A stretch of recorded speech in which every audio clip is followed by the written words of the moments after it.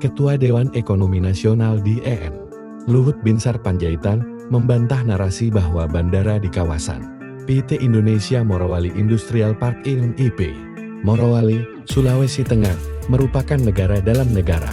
Ia menegaskan bandara itu hanya untuk penerbangan domestik, sehingga tidak memerlukan bea cukai maupun imigrasi, serta tidak pernah diizinkan menjadi bandara internasional.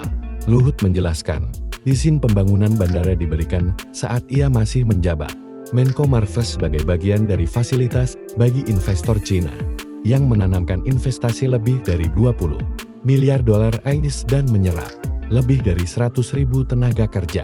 Menurutnya, fasilitas seperti itu lazim diberikan selama tidak melanggar aturan nasional.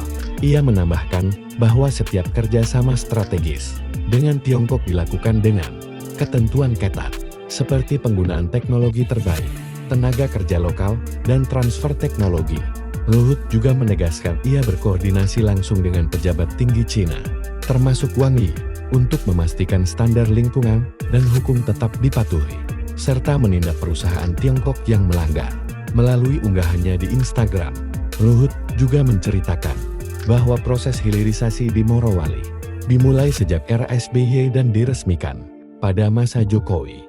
Ia mengungkap bahwa hanya Cina yang siap memenuhi kebutuhan investasi hilirisasi Indonesia, sehingga ia bertemu Perdana Menteri Lee Keqian atas izin Presiden Jokowi untuk meminta dukungan investasi industri hilir, termasuk di sektor nikel.